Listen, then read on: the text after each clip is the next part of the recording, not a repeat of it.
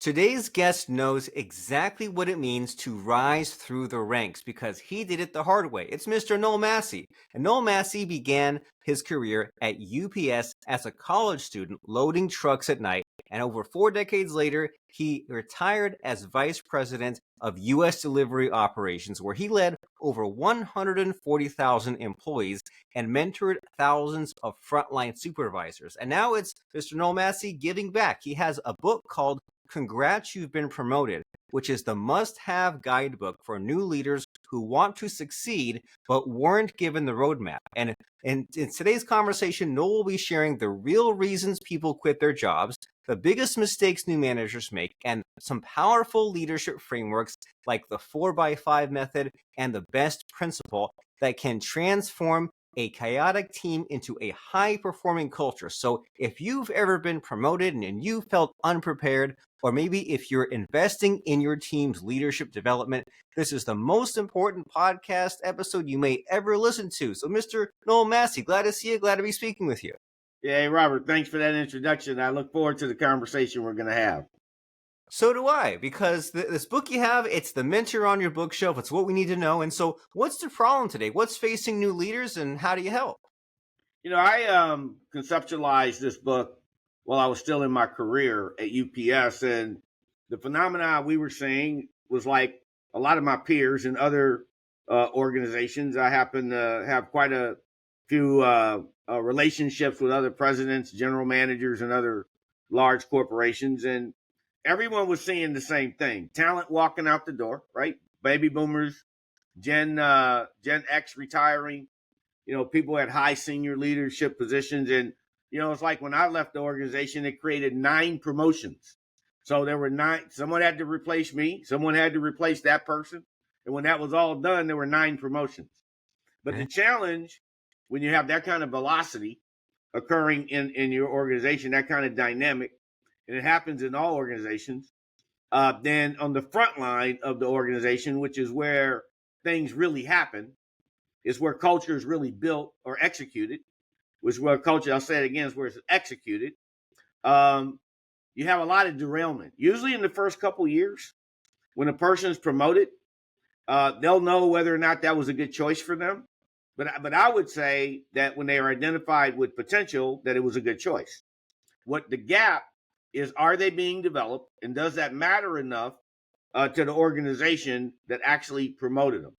And if it matters enough, then that means you have a foundation that's going to guarantee a modicum of success, not complete success, but when you start losing anything more than 5% of your promoted talent, then something's wrong. And so my book was really about solving for that and giving the frontline leader at least enough to navigate those first few years, because I believe new is the first 3 years. It's not unlike, and I'll give a metaphor here. It's not unlike the NFL, right?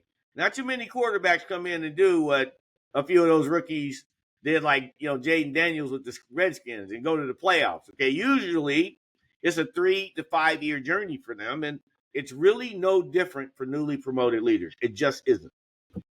Okay, so we want to avoid that organization where people keep leaving, and then us as an individual, if we've been promoted, there's that scary period, isn't it? There's that breaking in period where we say, oh no, am I beyond my means?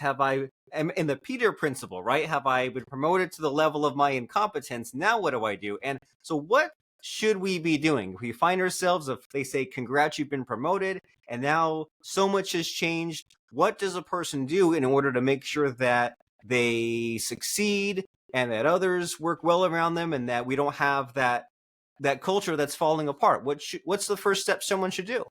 Well, the first thing that has to happen from two sides of the table is the organization needs to make leadership development important. No different than a football team makes development important. It's not different. It's just not.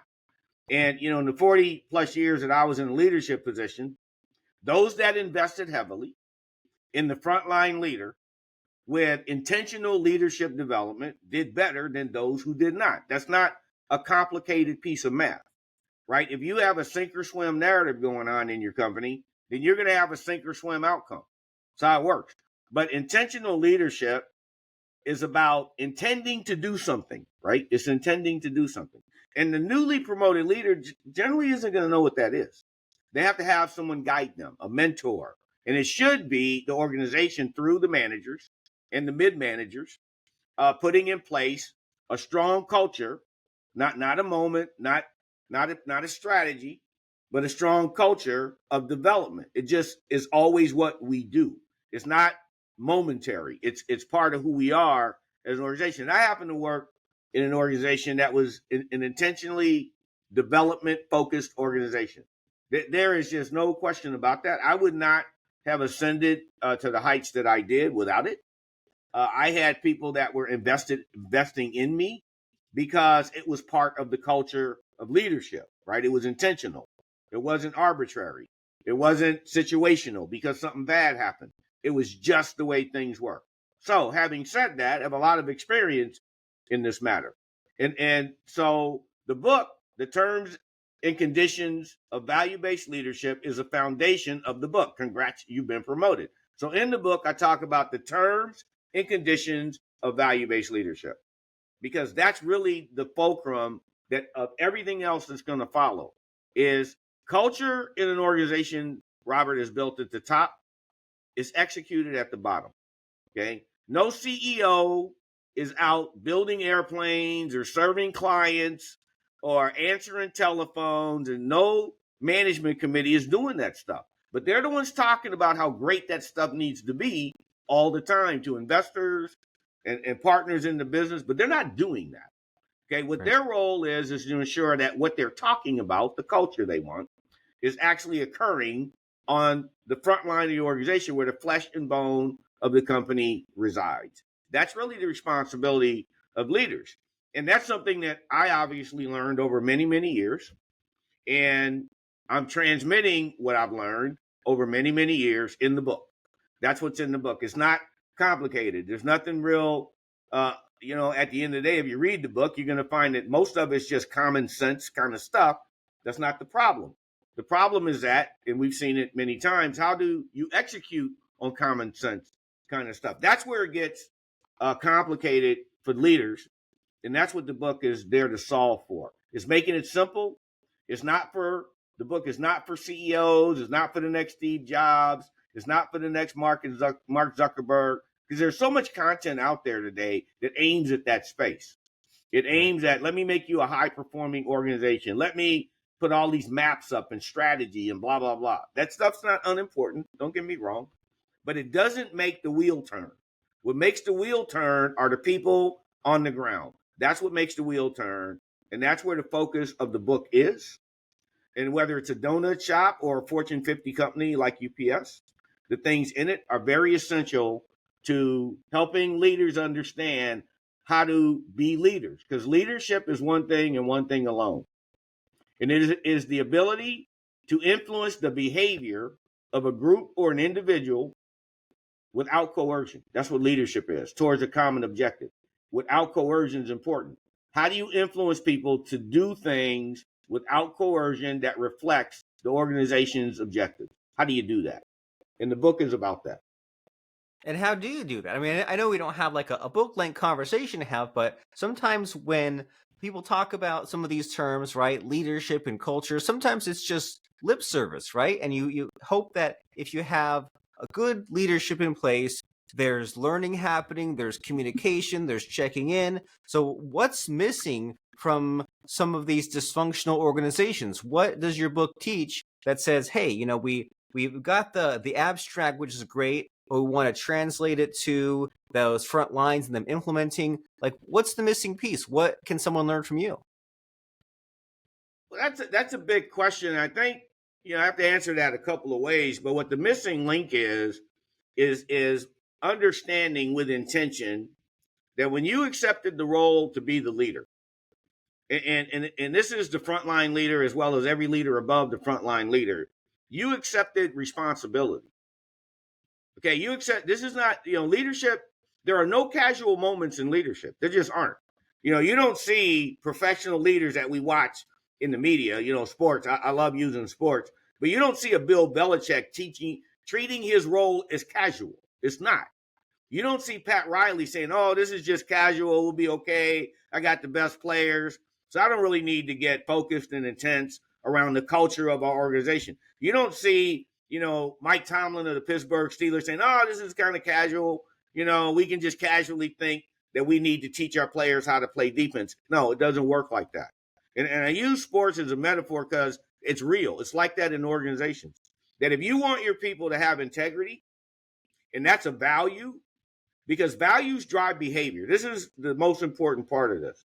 Okay, your values drive your behavior. Think about your home, and this is the irony of some of this stuff. You think about your home. If you have kids or whatever, you want them to be raised with the right values, and you're really careful about where they go to school and who they're involved with and what goes on in their lives and how they behave and speak and blah, blah, blah. But then you go own a company and none of that matters.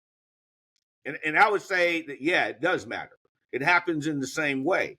And if you want your organization to have integrity, you can't be casual about that.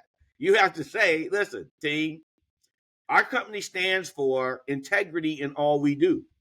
We're going to have long days, hard days, tough days, days where we're tired. But let me tell you the day we're never having, team, the one that lacks integrity. We're not having that day. And when that comes from the owner of the business and the leader of the unit or the leader of the organization, people know it's important. Okay, so if there's any question, there's no question. If it lacks integrity, we're not doing it. Okay, ethics, same thing. If you want an ethical group of people, then as a leader, no different than Noel Massie had to do it with thousands, you have to say, no matter what the day is, we're never having one that's unethical. Everybody clear? Everybody got that? We're not having that day. That's intentional leadership. And so the book really talks about how you can't take a casual approach to being intentional. And that's an absurd concept. And so where leaders fail, to answer your question, is they don't see that paradigm. They don't understand that. They don't connect the dots. And it's really not complicated. And when I've worked with small business owners and some medium size, things have changed like lightning the minute they got that. The minute they understood that, things changed like lightning. Employees started to bring more stuff to them. Employees started to engage more with them. It started to ask more questions because something came up. Might not be that ethical. Do we want it? No, we don't want to do this. So it opens the door to a lot of other behaviors. And so if you want to build an organization where people are expected to respect each other, then the leader has to say, at no time, at no place in this company. I mean, I understand you guys have all these different kind of belief systems. I get all that, right? But in here, we have one belief system. It's the one that drives our business because this is how we eat. This is how we all eat. This is how we all put food on the table. We have that in common, including the CEO. And so in order to do that, there's going to be respect here. There's going to be common respect. There's no room in our organization for disrespect. Everybody understand? We will not do that. And that's when the environment starts to change. And the same thing happens when a person is newly promoted, right? They have to tell the team the same things you just heard me say that the owner needs to say. And you know what? They will when they hear it coming out of the owner's mouth, right? They will do that, or the CEOs, or like when I was vice president of U.S. delivery operations, when they hear it coming out of Noel's mouth, then it matters. Then it's real. And I would always walk the floor of the operations when I went around the country and have people come up and introduce themselves to me. They could be 35, 40-year people. And the things you just heard me say, they had heard many of those things. And they would come and repeat and say, hey, no, thank you for that. I heard you said blah, blah, blah, blah, blah. That's how it trickles down. It's a real thing. It's not copybook. This is not idealism. This isn't fluff. It's anything but that. It's accountability both on you and the organization. When you put values drive organizations, not desires and visions. Okay, you can have the greatest vision in the world. We're going to grow the business 30%, blah, blah, blah. You know what? You got to have people that want to do that. Okay, if you're going to grow your business 30%, you need people under you who want to do that. Okay, you can't coerce them into doing that. They have to desire to do that. Okay, sure. And the way you create that desire is creating a value-based culture, one that is based on the things that we talk about. And I certainly didn't discuss them all, but it has to be based on that. Okay, that makes sense. So know your values and take it seriously and communicate, right? And say, well, we'll have integrity, we'll have ethics. And there's also a component in there you said of being consistent, right? Don't just be this way at work, be the same way at home. And so, it's one thing to discuss these ideas, but when people really take things seriously is when you say, hey, I've got this term, right? I got this concept. And I understand that you have the best principle and the 4x5 method in your book. So, can you tell us about some of these frameworks you have and how maybe a new manager might apply some of these ideas on day one?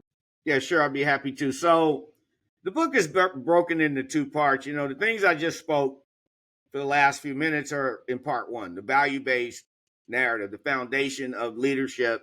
Because, like a house, you have a foundation, right? You got to lay a foundation first with your people, especially your newly promoted people, so that there's clarity on what we're going to be as individuals and as an organization. But part two is where it gets real. It's like, okay, all right, Sarah, you just got promoted, right? Yesterday you were driving the forklift and you did such a great job that we're going to make you leader of the forklift drivers. So now you have 20 forklift drivers under you. And congratulations, Sarah, you've been promoted. And then Sarah comes in the next day and she's like, okay, I'm the leader. So, hey, everyone, here's the job today. That's kind of how that goes, as opposed to thinking strategically about setting up the relationship equation with her team, right? In the book, in part two, talks about how to do that and how to do it professionally and effectively, immediately, without, getting into all of the details in the book, but that's in there. And it's very, very logical and sequential, that she needs to meet her team as a group, and then she needs to meet them as individuals, because that will help her establish the terms and conditions between her and a person, right? So if she's got 20 people, then she needs to spend at least 20 times meeting 20 people with a cup of coffee. I'm Sarah, like, glad to meet you, Bob. Talk to me about your feelings. Let me tell you, here are the things that are important in our group. As long as I'm the leader, integrity is important.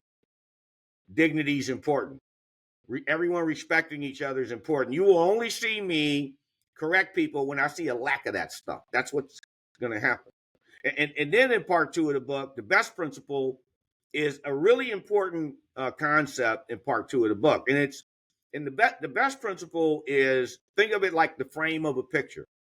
That it's the frame that holds everything that you're going to do later together. Training, performance discussions, conflict resolution are going to sit inside the best principle. So it's a frame. And the best principle stands for be clear, which means don't be fuzzy. Okay. When you're speaking to someone, do it with clarity. Why are we here? We're here to learn how to drive a forklift. Okay. That's why we're here. And in doing that, there's going to be 37 steps in that process we're going to cover. Expect the best. And I know, Robert, that you really want this job or you would not have applied for it, and you're a great employee. So I expect that you're going to really pay attention so we nail these 37 points, right? Stick to the objective as we go through the training. Don't waver. There's 37 things to learn. And until we learn all 37, we're not stopping. Okay. I don't care if it takes a day or two, whatever it is, stick to the objective. Don't waver from the point we established. Test commitment. After the training is done, then we're going to go in. Now, Robert, tell me what the 37 points are. We're going to go through them to the point that you know them, so you're safe, effective, and you know your job. That's the best principle. And you could do that in the 4x5 method, is conflict resolution. Person didn't get paid on time. They're angry. They come at you, because people do. And they come at you hard. They're screaming. They're yelling. The 4x5 method teaches you how to de-escalate them. And it teaches you how to de-escalate them by using 4 different perspectives and 5 levels of intensity in the approach. Because when a person's upset, Robert's angry about his paycheck being wrong, and he's coming at you at a 5. He's hot. He's really upset. He's at intensity 5. Okay, your job is to bring him down to intensity 1. Okay, the lowest level of intensity. That's your job. And the 4x5 method teaches you how to navigate them there. And it also says, with the 4 are points of view, which point of view, when you first open your mouth to Robert, makes the most sense, is going to make the most sense to influence in Robert's behavior. Well, the first and most important point of view is Robert's, the employees. Okay. So when you come at me hot, if the first thing out of my mouth is your point of view, well, that's gonna, you know, that's gonna hit you in a more influential way faster. And then the 4 points of view are employee, company, customer, supervisor, right? So it's like I'm training you to drive a car through an oil slick. If I take you through it 20 times, then when you see it for real in real life, it won't be the first time. And your ability to get through it is going to be a lot better than the first time you ever did it. That's what the 4x5 method's intended to do. It's intended to get the person to practice in a role play format these hot situations so that the first time it happens for real, you don't get your lunch eaten in front of your work group because Robert's mad about his paycheck. Okay, and it teaches the skill. Like the other skill set, and I'll just add this one before I stop. The 7 steps of effective training is also in part 2. And that piece is really important. It's sad because the most important thing a leader, a supervisor on the front line is going to do is train their own team, right? In skills, whether it's stocking shelves, driving a vehicle, doesn't really matter. It gives them place and a structure using the best principle of how to train Robert effectively behind the wheel to drive that vehicle without an accident every single day and bring it back every day without any issues. And the 7 steps of effective training is also in part 2. Very nice. Well, this book sounds amazing and excellent, and it seems like you're talking a lot about just like thinking things through and slowing down and maybe being like tedious on purpose, because you hear a lot about like, John Wooden says, hey, it's time to start our new basketball season. This is what a basketball is. This is what dribbling is, right? Going back to the basics. A lot of the Peter Drucker ideas aren't just like, hey, we're going to be boring on purpose. But somehow we've all come across those great leaders who can make stacking a shelf interesting. They can make those 37 steps of driving a forklift exciting. So what's the secret there? If there's something that, you look at face value, say, oh, these 37 steps, like how many days will it take us to get through this? It seems boring at first, but how do we take something that's really plain, ordinary, and making it exciting for ourselves and for our team? When you say have those 20 meetings with those 20 people, how do we just get enthusiastic and energized about all that sort of stuff? That is probably one of the most simple things a leader actually has to do is bringing positive energy to the team is going to create positivity around every other thing you do. And, in the book, I talk about the importance of the supervisor's point of view in one regard where it's absolutely golden, and that is an acknowledgement, right?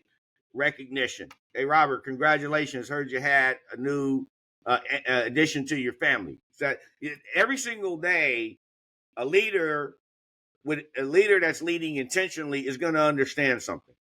Is that every single day they have to take at least 1 minute of their day. And if you don't have a minute, then you don't deserve to be a leader. You just don't.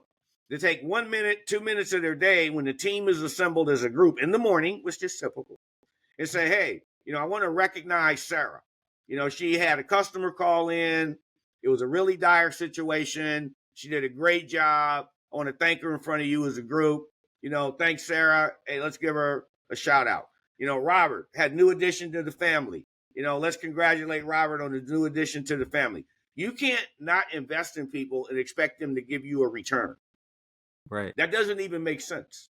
Right. And I talk about investing in your team emotionally as well as in their development. Right. You own that. And they will identify an absence of that very quickly, just like they will identify it being in place very quickly. Both things are accurate.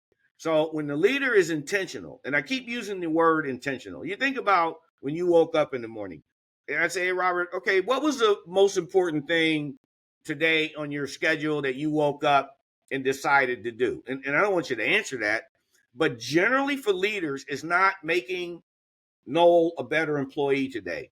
Generally, it's not investing in the team. Generally, it's some other stuff. It's like, oh, my priorities aren't values. They're important, but they're not values. Values are when you make an investment.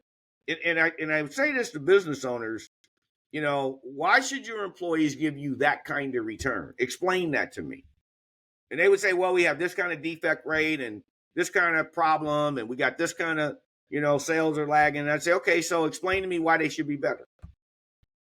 I want to know what you intentionally did with your team in a way that was focused on their values that would make that better. Explain that to me. And if you have something, let me have it. Give it to me.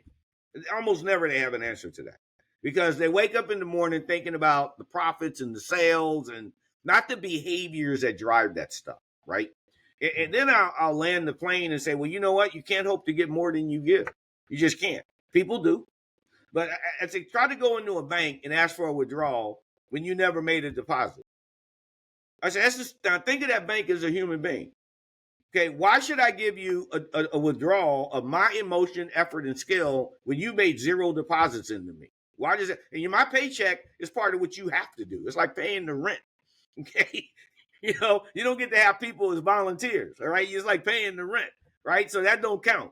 Okay, you need me just like I need you. Okay, you can't run this place with 0 people.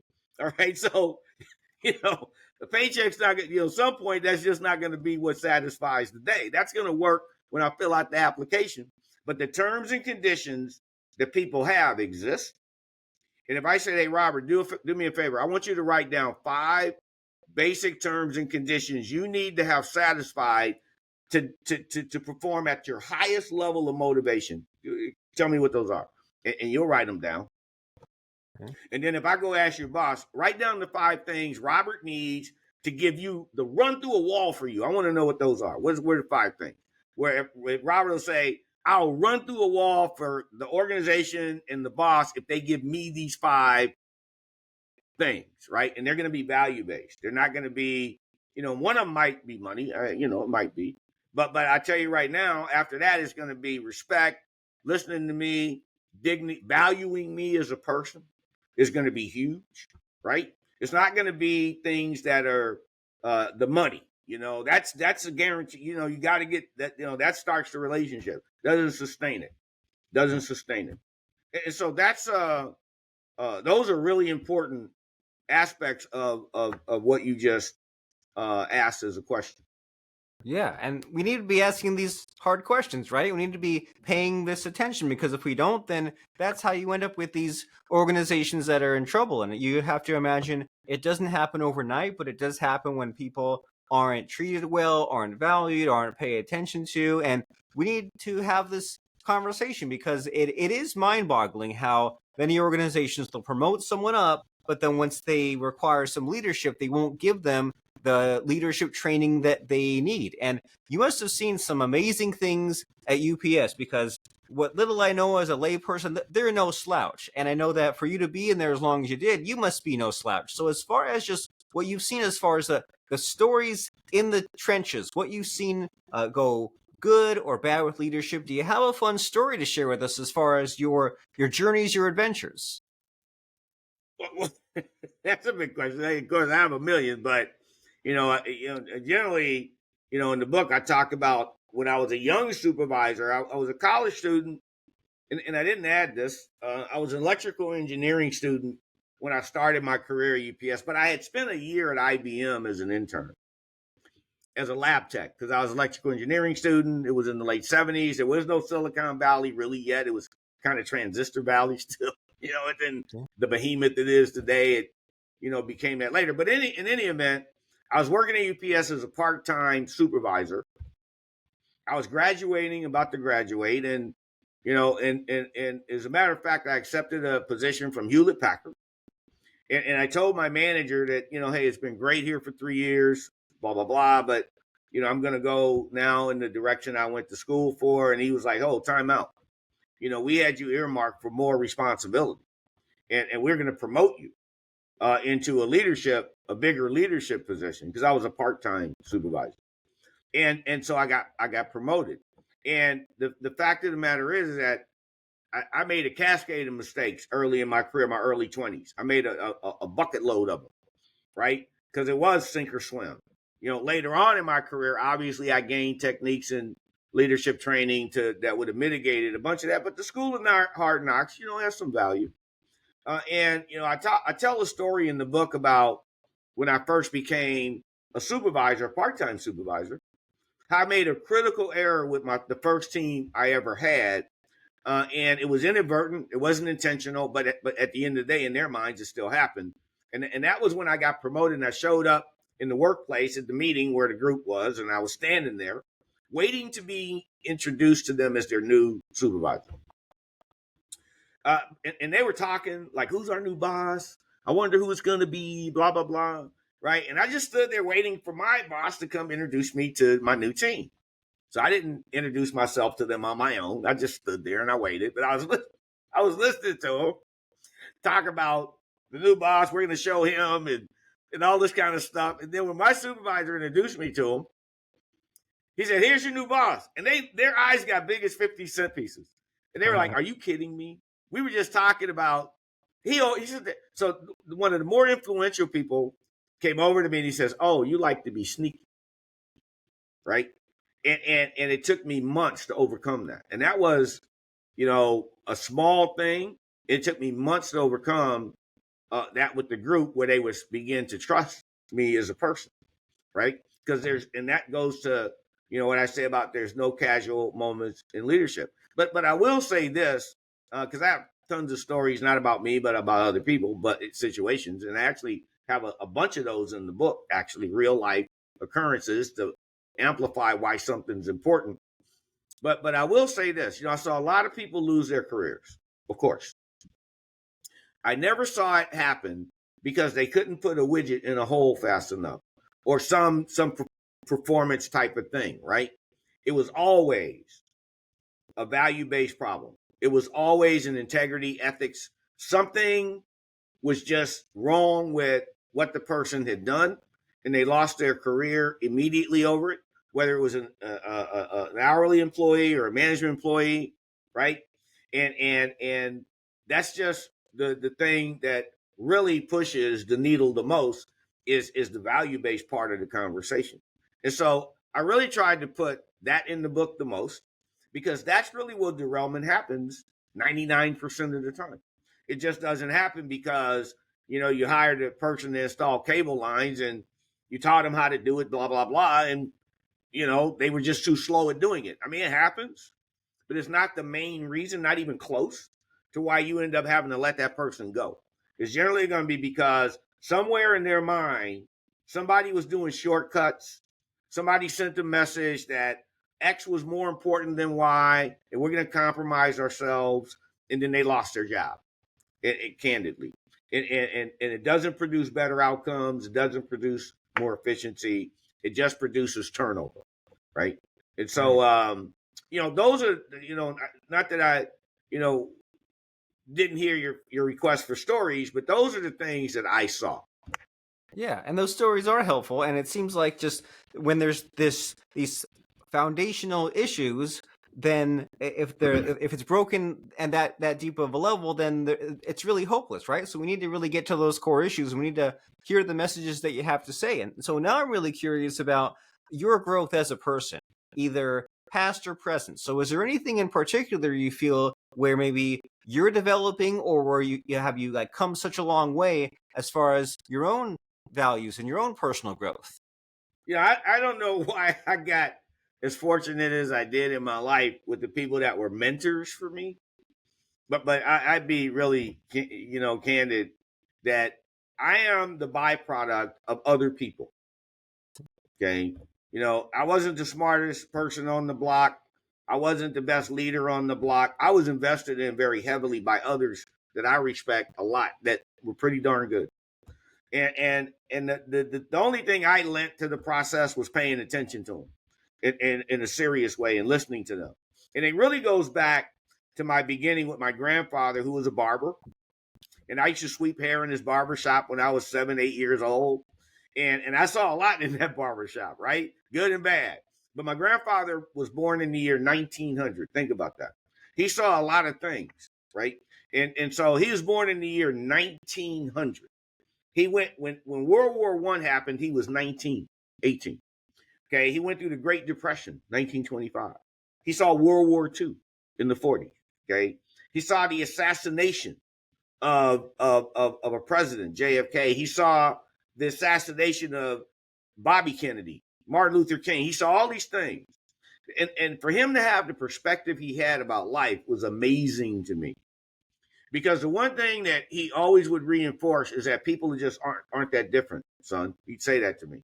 He goes, I don't care what religion, what race, I don't care where they come from in the world, that the typical individual wants to be successful in their life. They want safety, be able to raise their family. They want to be able to have values that they can be proud of in their kids. These are the things that are important to people. He says all that other stuff, is noise, and some of it's extremism, but that's not the fundamental aspect of the world. It just isn't. So don't ever go there. Understand that you will become what you work to become. Okay. And people will respect those who have values that are respectable. It wasn't hard. But I heard this stuff when I was like 9 and 10, right? And then I boxed when I was in my teens, and my boxing coach, Bill Glass, who went on to become an Olympic coach, was my boxing coach. And Bill Glass was an amazing coach. And, he taught us life lessons, even in our teens. And then I go on to work at UPS, and my first manager, Glenn Lebrecht, was the same way. He was a great leader. He invested heavily in not just me, but the people under him. And then I found a whole slew of mentors in my career that were really value-based leaders. And so I was trained very, very well by some individuals as I went. And the thing that I'll say to the audience is they weren't all one thing. They weren't all black. They weren't all white. They weren't all men. There were some women. I mean, when you want someone to give you advice, it needs to be from someone who's good at something, right? Like, I'm not going to go to a guy who never catches fish and say, hey, can you teach me how to fish? Sure. Probably not. Okay. If I see a woman catching the most fish, I'm going over to her. Hey, see, can you teach? So that's the other thing about leadership, right?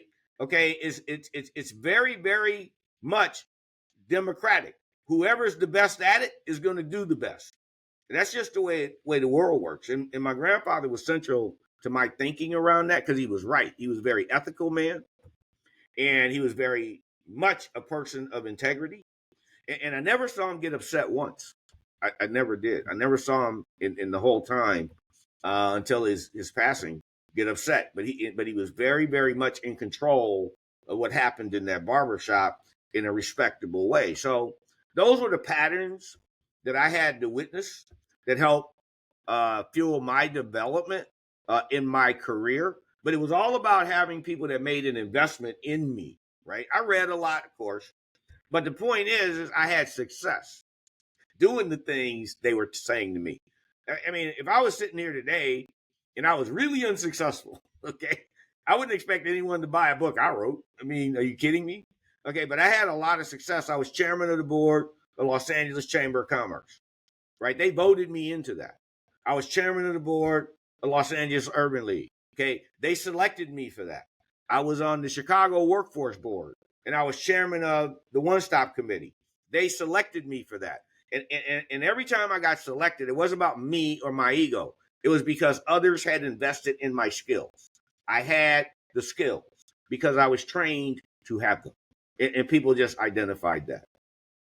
Very cool. Very inspiring. Well, there's a lot to be said about that ripple effect, right? You're around the right people and they present a good pattern, a good role model. They encourage you, and then you pick that up and then you pass that along to others. That's very nice and amazing to think about. Well, we're in our final few minutes of our conversation here, Mr. Noel Massie, and because we only just met, I perhaps don't know the ideal, best, perfect question to ask you. So in this conversation that we're having, is there a missing, hidden, invisible question that I should be asking you? I just don't know to ask you.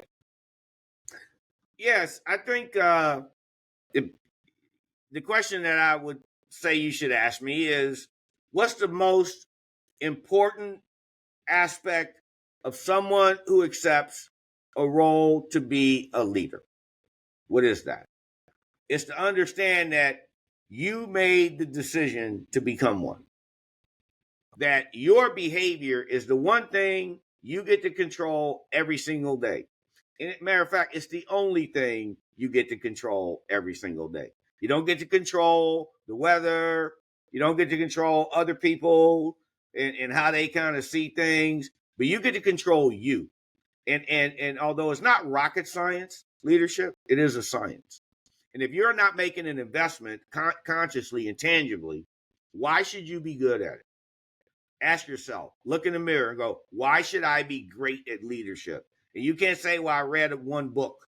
No. What is the investment you are making in developing yourself to lead frontline people? Not to make a mission statement, not to develop this giant, elegant strategy you think everyone should just drink because you made it, right? That's where leaders get in trouble with their egos. And so where all that lands is to say to the leader is to understand everyone has terms and conditions, period. You have them, your people have them. And you can't hope to get more than you give, which means are you investing in your people consciously and intentionally? Are you investing in yourself consciously and intentionally? It's called going to work, okay? It's not called going to casual. It's called going to work. You're not going to casual today. You're going with intention. And all businesses, 100% of them, rely on human beings to get things done. Even with AI coming, you know what AI can't do? AI can't resolve a conflict with a tractor trailer driver. Okay, AI can't do that. AI can't make a customer feel the warm and fuzzies with a smile. AI can't do that. People will always be important in this world at all times when it comes to capitalistic pursuits in business. And if people are the way to success, then you need to be investing in those people intentionally and consciously. What a great message. It seems like some reconfiguration is necessary, right? Because it's like we stress out about these things that we're not in control over, right? You say, we worry about the weather, and it's like, hey, you draw your focus back to what you can control, and within that space, you probably have more power than you think you do, right? As far as That's your correct. leadership development Totally. and the That's good right. example you set for others and what you choose to focus on, we choose to give your attention, and we need to be educated about this, and we need to develop ourselves as people. And so you have this very excellent book called Congrats, You've Been Promoted, an essential guide for helping new leaders and their teams succeed. And that's on Amazon. And you have this website, noelmassie.com. That's NOELMASSIE.com. So what are some logical next steps someone should go to after this conversation? They say, man, this guy Noel Massie, he's got some great information, some great stories, but the podcast is just a taste. We need to take some next steps. Should they go to the website? Should they go to the book? Where should they go at this point? Yes, they can go to the website and purchase the book either at the Barnes and Noble's website. I'm published by Mission Driven Press, which is a subsidiary of Simon and Schuster.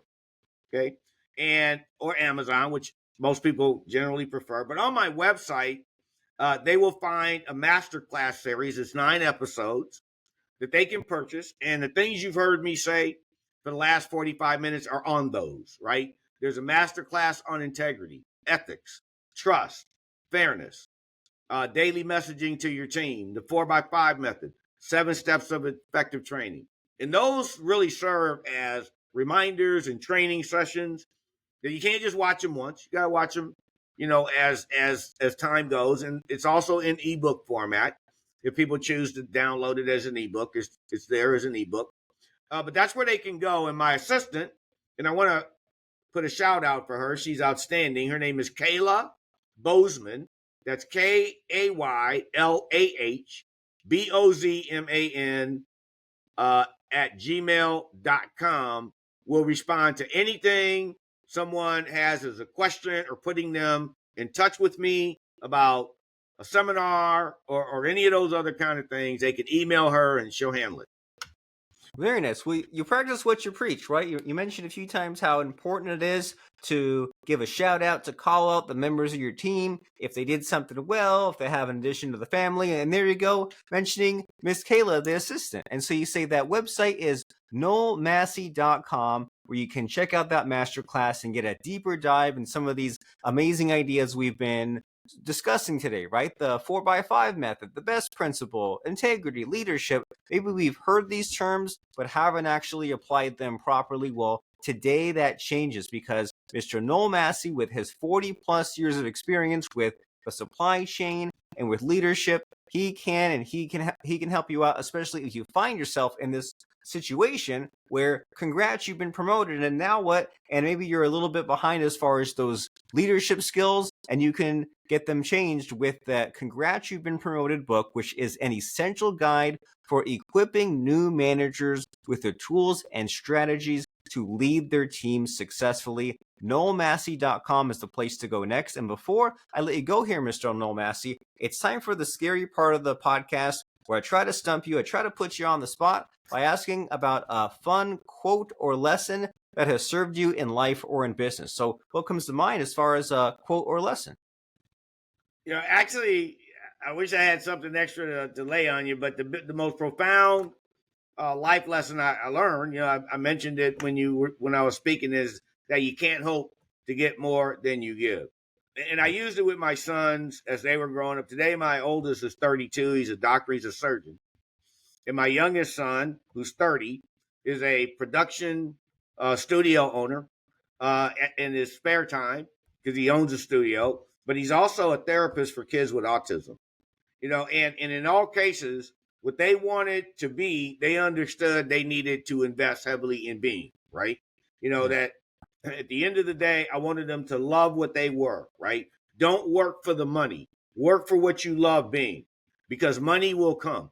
Okay. Michael Jordan didn't know he'd become the greatest ever. He just wanted to be the best he could be, and that became the greatest ever. But he put in the effort. And that's what people do, they put in the effort to something they love, and it could be making chairs, but just be the greatest chair maker you can be. But don't chase the money. Chase being the best at that thing that you desire. Chase that. That's what's important. I agree. That is what's important. Be the best at what you do, and you can take that first step and get yourself educated by going to NoelMassie.com. That's NoelMassie.com, and you can get that book, Congrats, You've Been Promoted, by author Noel Massie, former Vice President of Operations for UPS, because he has walked in your shoes and he knows what it takes to lead with both wisdom and confidence. So get this book. It's the trusty must-have guide for every new leader. It's a mentor on your bookshelf. You'll love it. Your success and that of your team depend on it. Congrats, You've Been Promoted, an essential guide for helping new leaders and their teams succeed. NoelMassie.com. Mr. Noel Massie, it's been a blast, a pleasure speaking with you. Thanks for being here. Hey, Robert, thank you. I had a great time on your podcast, and I really enjoyed myself. Thanks so much.